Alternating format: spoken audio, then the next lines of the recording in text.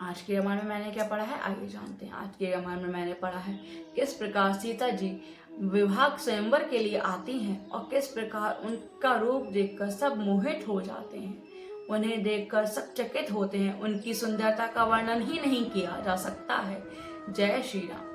वक्रतुंड महाकाय सूर्यकोटि समप्रभा निर्विघ्नं कुरु मे देव सर्वकार्येषु सर्वदा।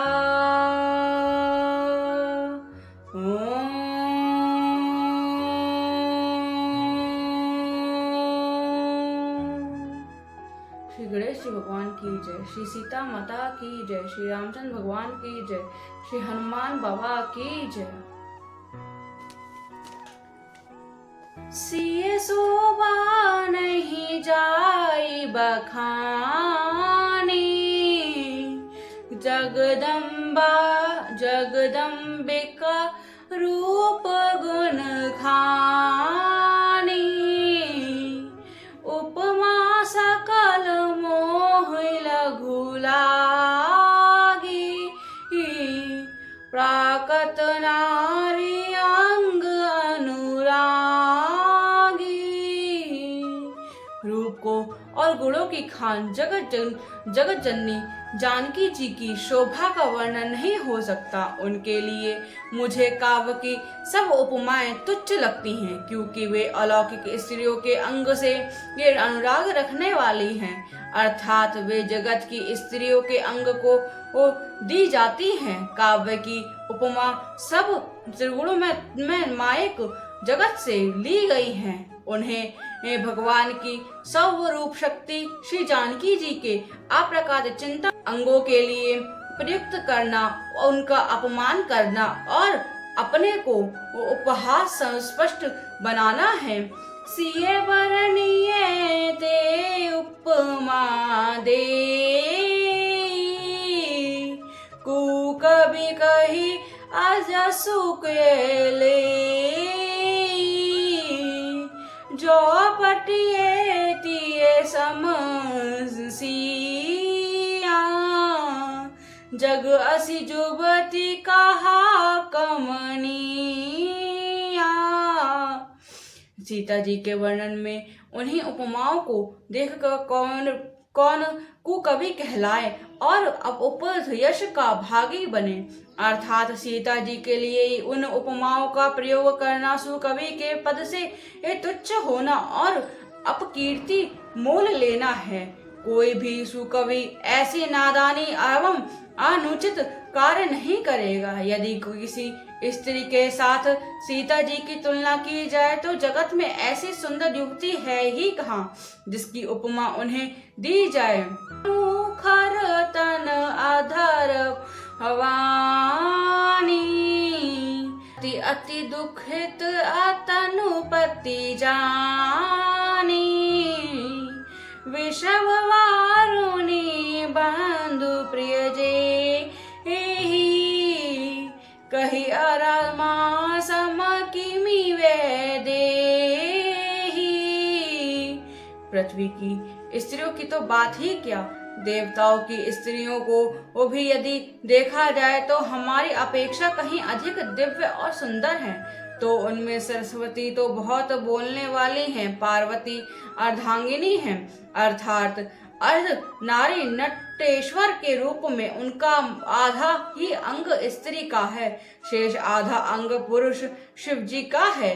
कामदेव जी की स्त्री रति पति को बिना शरीर का आनंद जानकर बहुत दुखी रहती हैं और जिनके विषय और मगध जैसे समुद्र से उत्पन्न होने के नाते प्रिय भाई हैं, उन लक्ष्मी के समान तो ही जानकी जी ही को कहा ही कैसे जाए। जो छवि सुधा पाया नो निधि होई, परम रूप में कछुप सो होई, शोभा जो मंदु सिंगारू,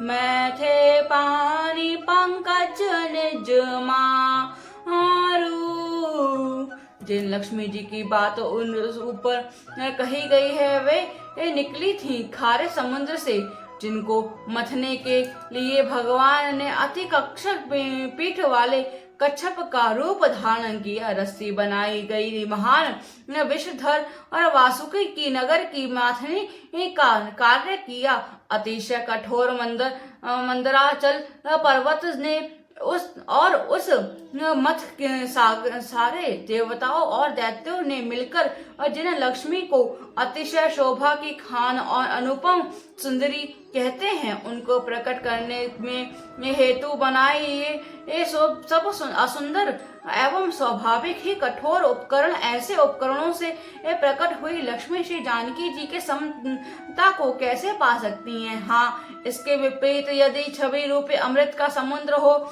परम रूप में कच्छप हो, शोभा रूप रस्सी हो, श्रृंगार रस पर्वत हो और उस छवि के समुद्र को स्वयं कामदेव जी ने ही अपने कल कमल से मथे।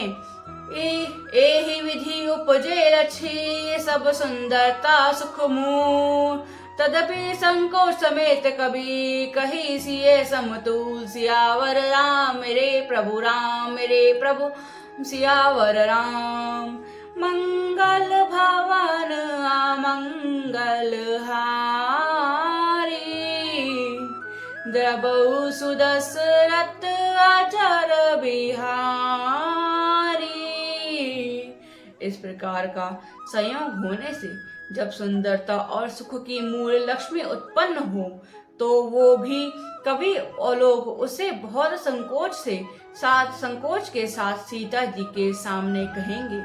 जिस सुंदरता के समुद्र को कामदेव मथेगा, वह सुंदरता भी प्राकृतिक लौकिक सुंदरता ही होगी, क्योंकि कामदेव स्वयं भी त्रिगुणमय ही प्रकृति का ही विकार है। अतः उस सुंदरता को मत कर प्रकट की हुई लक्ष्मी भी उपयुक्त लक्ष्मी की अपेक्षा कहीं अधिक सुंदर है और दिव्य होने पर भी अतः उसके साथ भी जानकी जी की तुलना करना कवि के लिए बड़े संकोच की बात होगी। जिस सुंदरता से जानकी जी का दिव्य परम दिव्य विग्रह बना है, वह सुंदरता उपयुक्त सुंदरता से भिन्न अपराकृत है। यह वस्तुतः लक्ष्मी जी का अप्रकृत रूप भी यही है। वह कामदेव के मथने में नहीं आ सकती और वह जानकी जी का स्वरूप ही है, अतः उसे भिन्न नहीं और उपमा दी जाती है। भिन्न वस्तु के साथ किसके अतिरिक्त जानकी जी प्रकट हुई हैं। स्वयं अपनी महिमा से उन्हें प्रकट करने के लिए किसी भिन्न उपकरण की उपेक्षा नहीं है, अर्थात शक्तिमान से अभिन्न और तत्व है, अतएव अनुपम में है। यही गूढ़ दार्शनिक तत्व भक्त शिरोमणि कवि ने इस अभूत पर मंगल के द्वारा बड़ी सुंदरता से व्यक्त किया है।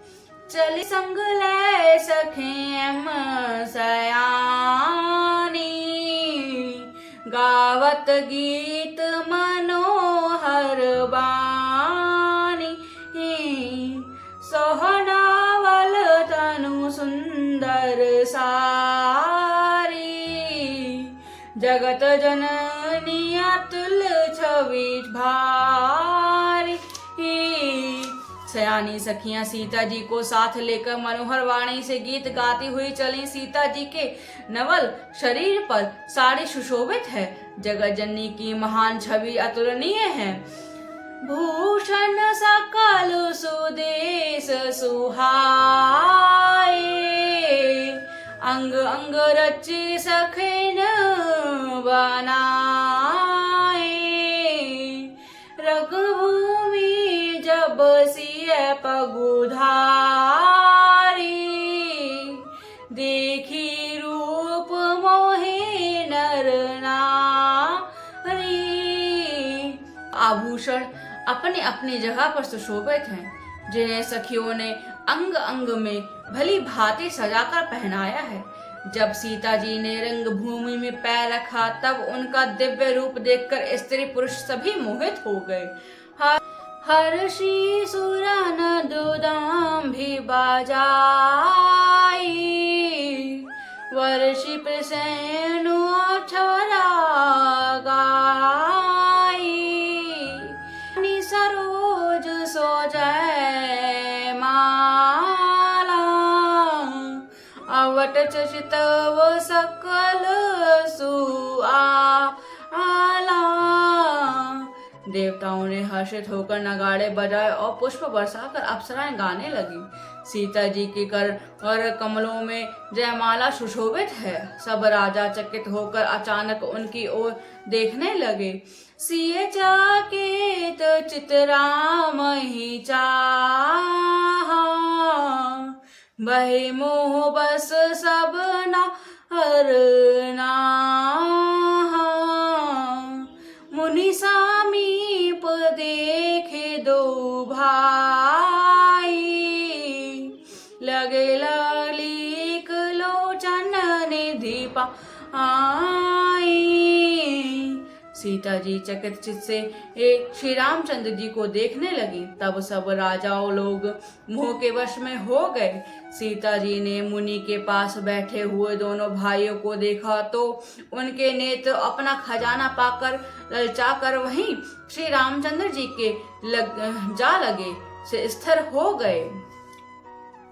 गुरुजन लाज समझे बड़ देख सिय सकुचानी लागे विलोकन सकिन तन रघुवर ज्ञानी। सियावर राम मेरे प्रभु राम सियावर राम। मंगल भवन मंगल हारी द्रवहु सुदशरथ अचर बिहारी। परंतु गुरुजनों की लाज से तथा बहुत बड़े समाज को देखकर सीता जी सकुचा गईं। वे श्री रामचंद्र जी को हृदय में लाकर सखियों की ओर देखने लगी।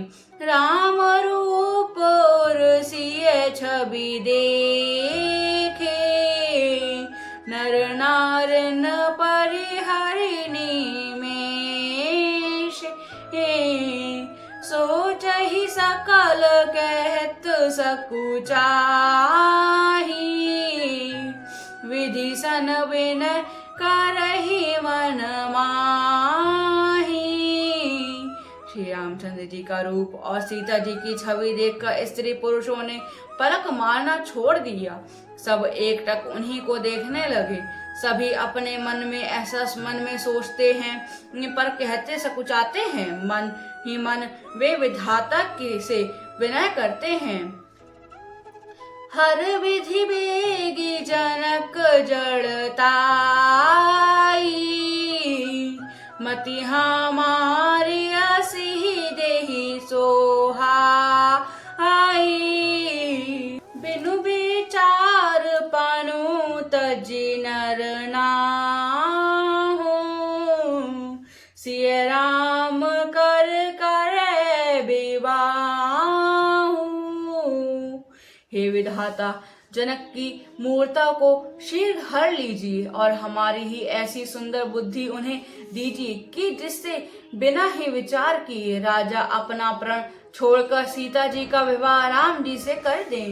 जगु भल कही ही भाव सब काहू हट कीने अतरहुर दाहू।